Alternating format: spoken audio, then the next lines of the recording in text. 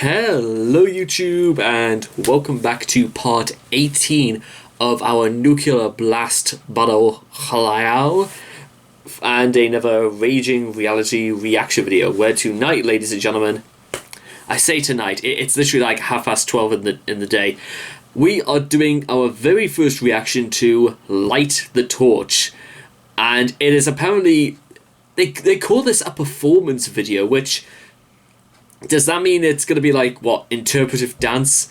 In fact, actually, that's a really, really good point, because I don't think I've ever come across a video where I've ever had to do, like, watch, quote-unquote, an interpretive dance.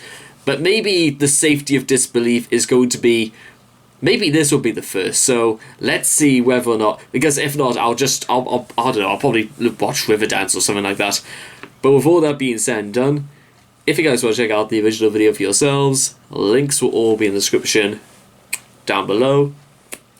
So let's begin. The safety of disbelief in 3, 2, 1, and... I can never be all that you want from me. Absolutely. This world is literally, we expect everything from everyone, and we expect to literally give nothing back in return. That's not even me trying to tell a joke or anything, that's just true because, well, because, you know, we've allowed this to happen.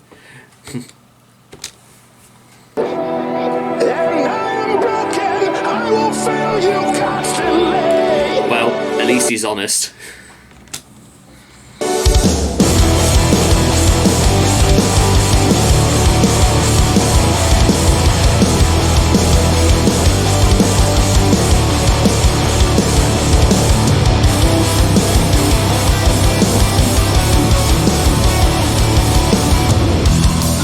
There's nothing left that we can say. Nothing gold can ever stay. It's easier to run away. It's easier to curse than pray. No sacrifice, no burden left the altar. I can never be all that you want from me, and I am broken, I will fail you constantly. Return to the safe day of disbelief. You want to lay your doubt aside. Faith is nowhere left to hide.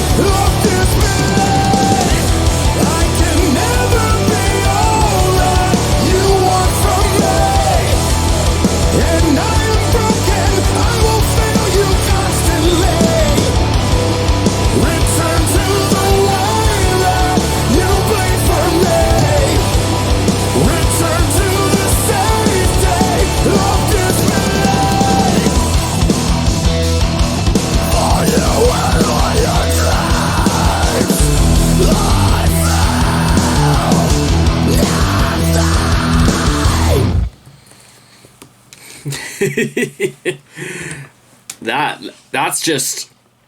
was just real. That, ladies and gentlemen, that video was just 100% real. Anyway, guys, that was the safety of disbelief by Light the Torch. I friggin' love that.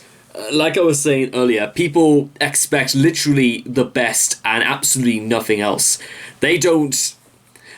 And I love the part where I am broken, I will fail you constantly. You know the phrase, if it's broke, don't fix it? I think I could come up with a proverb of my own. A man with 2 broken arms should not be near a toolbox. A broken man should not be the one in charge, the one who should be trying to fix. It should be the people who can fix someone who is broken should be the ones to do it. And it's essentially why I feel like if I've got problems going on in my life, I should not be like my own guidance counselor. I shouldn't be the first one to go to when I want to try and put things right. Although some people, well, technically you can, but from the way I see it, I would literally just tell myself exactly what I want to hear. I need to be told exactly what I do not want to be told. I want people to not make me feel better. I want them to make me realize that what was my fault, but what I can do to fix it. No sacrifice now, burn it at the altar. No, we're not even trying to like praise or give thanks to anyone else. Just get rid of it. That is, if you're not perfect, no, get rid of it. It is no use to me, so get rid of it. It's a very callous sort of way, but then again, think about how many times we've just needlessly just chucked stuff away when technically there's nothing really wrong with it. I think this video just says more about what we are like as opposed to anything else, because how many of you guys ever just got up, watched something on the internet or just looked something on TV and thought to yourselves, oh, they could be better, but you know what, we don't give a shit, just turn it over. Then, well, if you're watching this video right now, I probably already disappointed you already, so I wish fine well there's something I could do about that. Well, technically there is. I could get better, but I can only get better at this. You see, this is the thing I'm talking about. I can never be all that you want from me, and I am broken. I wish, you know what, I think that's, if we were all equal, none of us would be, different. None of us would be special. And everyone is special in their own individual way. It's not for me to say what you should do or what you should not do. You should be the ones who should, come to your own conclusions about who what do you want to be like. Do you just want to be yourselves more than anything else? You want to lay your doubt aside. Faith has nowhere left to hide. I'm the one with hollow eyes. I'm the one that now you despise. You try to be nice, and you try to look at somebody with the idea that, you know what, we believe them. We believe they're going to do some good. We believe that they have done all these, they say and are going to do all these great things, but in reality that was just smoke and mirrors, because what have they actually contributed? What exactly have they done? And even if they've actually done good, and even if they even meant to do good, it might not straight up be enough for you, because I don't know, maybe you're on your high horse, or you have such higher standards than anyone realistically would have. You know what this is like? This is like buying somebody presents for Christmas, and then they end up not being grateful, no matter what the hell it is you give them. It's because what I found in that is that it's not the person who is ungrateful who will get tired of you. It's the person who went out of their way who will get tired, because in fact, actually, that's another sort of little angle you could look at this at. Not only the person who's just straight up got fed up of trying, but also the person who is so ungrateful that then why should they try to make things better? Because effort, more than anything, time and effort. And I think, guys, I have been there so many times in my life. I think we've all been there in times of our life where we try our absolute hardest to just try and make people around us happy. We put our own thoughts aside just so we could try to make someone else's day better. And have they ever thanked us? Do they even look remotely grateful? Do they even acknowledge that people think we care about them that much?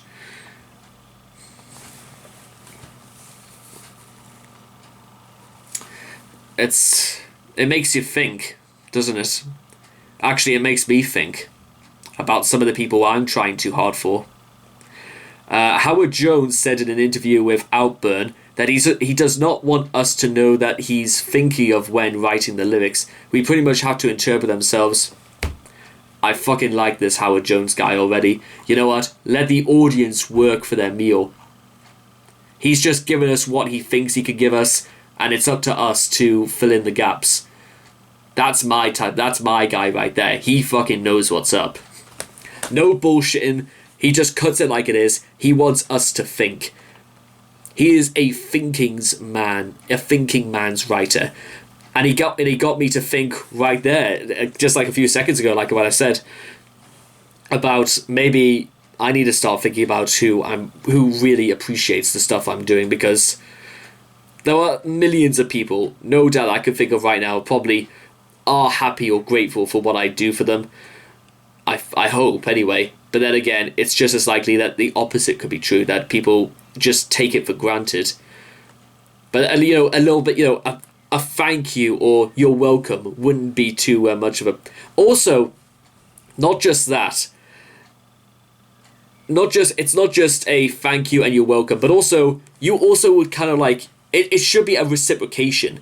And it goes, I think, a little bit... You know the song Grenade by Bruno Mars, where this guy is so hopelessly in love for someone who doesn't love him back, where it's about reciprocation, that song, at the end of the day. Similar to The Safety of Disbelief, it's about reciprocation. It's give and take. But some people are not even decent enough to...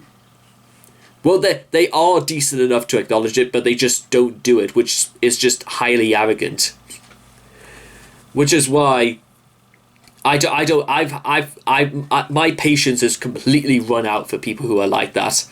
And you know what?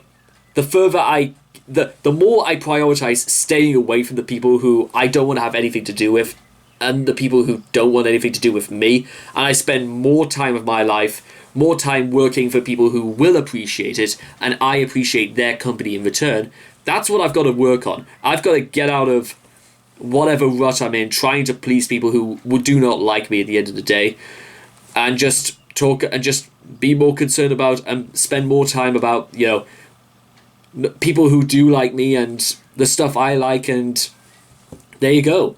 And I like Light the Torch very much for this, and I like Howard Jones for his honesty, and I like you guys at home if you're watching this. There you are, I've just said it right there. I like you guys.